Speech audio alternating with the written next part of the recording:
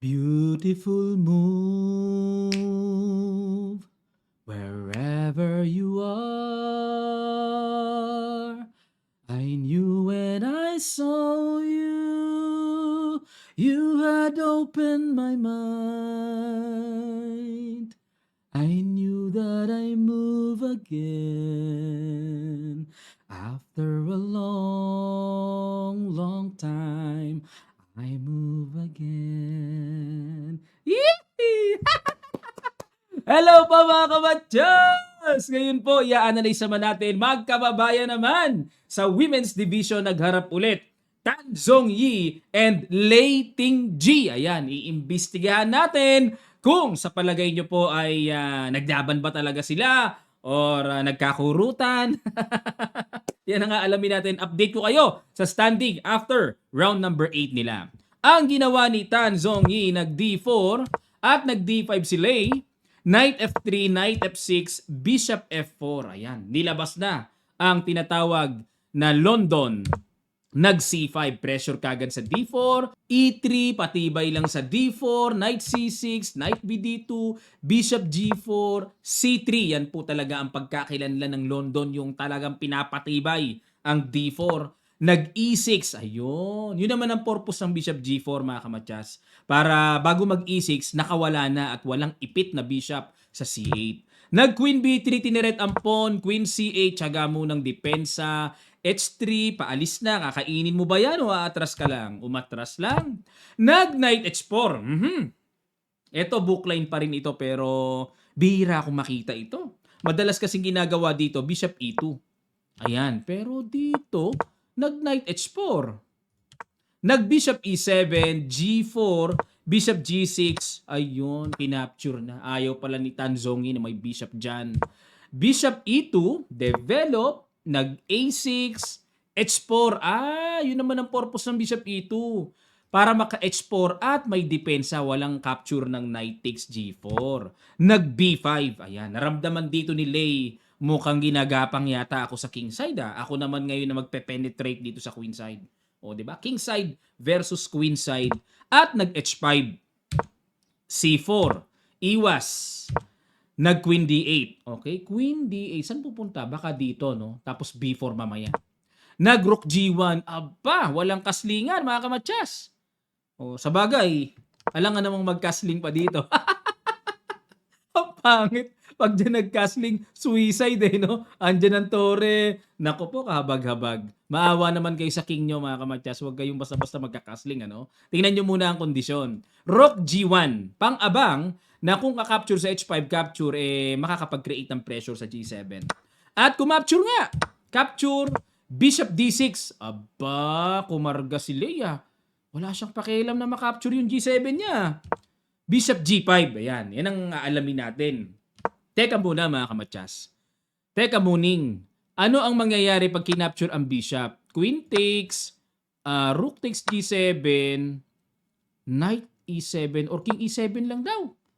Aba, malalim. Kumbaga dito, ang nasa isip dito ni Leo, nga, lamang ka ng pawn, pero kailangan mong depensahan ng dalawa yan. Bibigay yan, mababawi. Ngayon, kung mag-queen C2, mababawi ng ganun kadali. Malalim ang mga realization na basa nila sa position, ano? Balik tayo. Kaya nag-Bishop G5 lang dito si Tan at nag-Bishop E7, sinundan, Bishop F4. Uy! Ay! Tabla! Umayaw po si Tan. Ayaw ni Tan. Sa isip niya, hindi ko mo magkababayan tayo. Magtatablahan na tayo. Mapupulaan tayo niyan. Aba, nag-F4, laban. Nag-Rook B8, ayan, bibitaw po ng B4 at nag-A3, pamigil, A5. May patong talaga yan, ibi-B4 at ibi-B4 talaga yan. Nag-Bishop H4, Teka muna.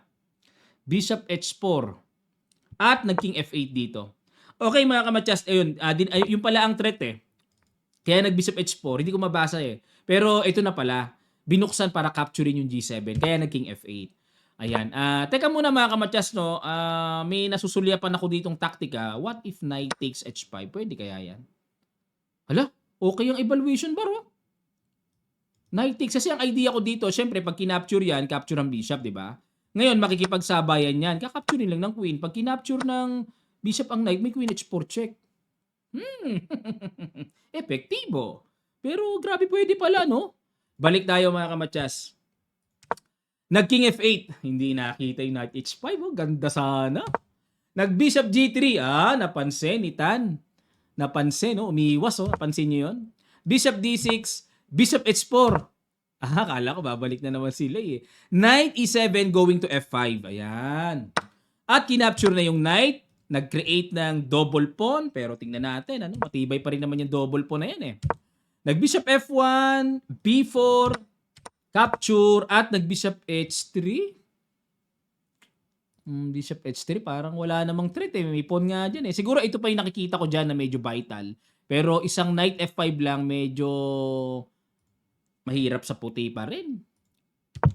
Nag-f5, ayun, para talagang totally wala ng queen g4. At nag-queen f3. Bad move ang binigay po kay Tan. Dapat daw ang tira ay bishop g2. Yun nga lang, ang pangit pa rin. Kasi ang tigas-tigas eh, no? Ng pawn, halos walang matibag. Grabe ka solid ang pawn structure ni Lei. Balik tayo sa queen f3, bishop c7, king e2, knight g8. Ayun, para magmamaneuver going to f6. Para makapture yung pawn h5 and mga lundag-lundag knight e4. Pero bad move pa rin. Nalalakasan na ako sa tira na yan ha. Pero kay Stockfish Computer Engine, much better daw ay knight c8 going to d6. Yun pala ang tamang ruta. O pero nag-knight g8. Dumaan sa iskinita. Nag-queen g3. Ayan na, check na. Knight f6, pag chumek, e7 lang, okay? h6. Ayan. O dito po mga kamatyas ha, hindi ko mo may check tayo ng check. Pag umangat, walang mahihita, kumbaga, walang pakinabang. Huwag nyo nang ituloy. Punta kayo dun sa mas kapaki-pakinabang. Magamit yung tempo. h6, pag kinapture, syempre may check kuha yung tore, di ba? Kaya hindi makapture yan. King e7, umiwas at nag-queen g5. Pin muna para di makagalaw ang knight. At nag-queen f8. Iyon ang mabigat dyan. Babagsak ang pawn sa h6. Nag-rook a7. Pressure muna sa bishop. Nag-rook c8.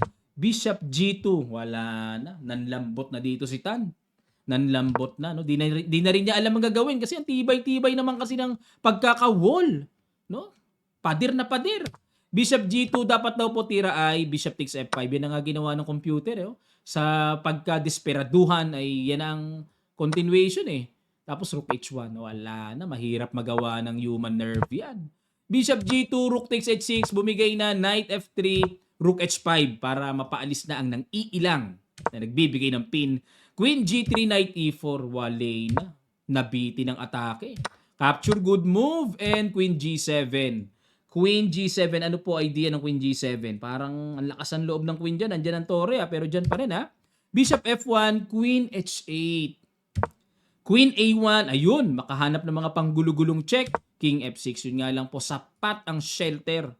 Grabe ang bahay ng King, marmol. Hindi lang basta bato, marmol po. Napakatibay. Nag-rook G2. Rook H3.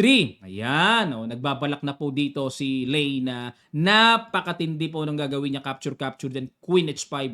Pamatsasa ng datingan. Nag-Knight E5. Naku, parang may check yata sa H5 ah. Check. Chumek nga. King E1. Naku, nagkabigay-bigay. Boomy. Ang sakit naman.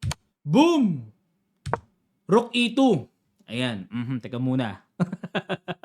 Ang sarap pag-isipan eh, no? Parang puzzle na madali na to ah. Ayun, chumek.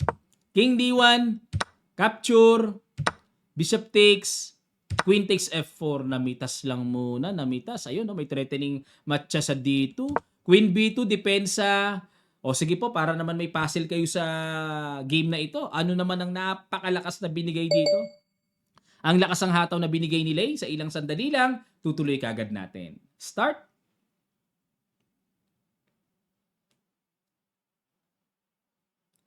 Maraming salamat po mga kamatyas. Rook H8. Napakaganda. Kasi ayan na po yung paparating. Naku, napakaganda sa mata. Ang sundot. Sacrifice yung bishop at nag-bishop F3 para pigilan naman dito ang Rook H1. Pero teka muna. Okay? Lagi nating tingnan. Kasi syempre, para walang tanong sa isipan natin. Coach, pag kinapture ang bishop, anong mangyayari? May Rook H1 check. King C2, Queen D2. Matsakaw. Matchas na matakaw. Okay, balik tayo.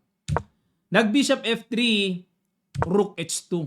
Hindi are sa H1, sa H2 naman. Aw, sakit. Nag-queen C1 at hindi na po ipinatira pa si Lei. Tuwalya na, hinagisan na ng tuwalya. Nag-resign na po si Tan. Bakit po nag-resign dito? Ano ba ang mangyayari? Mayroong rook D2 check. Pag kinapture, di matchas. Pag nag-king E1, may queen E3 check. King F1, queen. O ito na lang para mas maganda, mati kambing. Queen F2 or Knight G3 pero mas cute, mati kambing yan eh. Okay mga kamatcha, sana po natuto kayo dito, na-update kayo sa mga bakbakan dito sa Women's Division. Ano po sa palagay nyo? O tingnan muna natin para makumpleto yung ating pagmamasid, pag-observe. Diba? Nangunguna si Alexandra Goryachki na pumapangalawa si Lei. Nung naglaban silang dalawa, since nanalo si Lei, ibig sabihin atras tayo ng 1 point. Ngayon, eto namang si Tan, 5 points na intimano. Ibig sabihin, lamang ng 1 point si Tan nung naglaban sila ni Lei. Parang hindi yata ito bigayan. Kasi kung bigayan yan, dapat yung leading ang bibigyan ng score para lumayo ng lumayo kaso, mangyari, tinagpas ni Lei si Tan, pantay na sila, 555. Nako, 5-5-5-2 na ang nangyari. 555 points mga kamatyas. Okay, yan po ang standing natin dito sa Women's Division. A-update pa tayo sa mga susunod na rounds. Antabayanan nyo po mga kamatyas. Maraming salamat. Kung kayo po may mga komento pa dito sa game na to, lapag nyo lang sa comment section below. Kung may gusto kayong pa-analyze, lapag nyo lang. At yung sa inyong palagay, nagbigayan ba o hindi? Comment nyo lang po sa section below. Maraming salamat. Magkita-kita pa tayo sa mga susunod pang chess updates.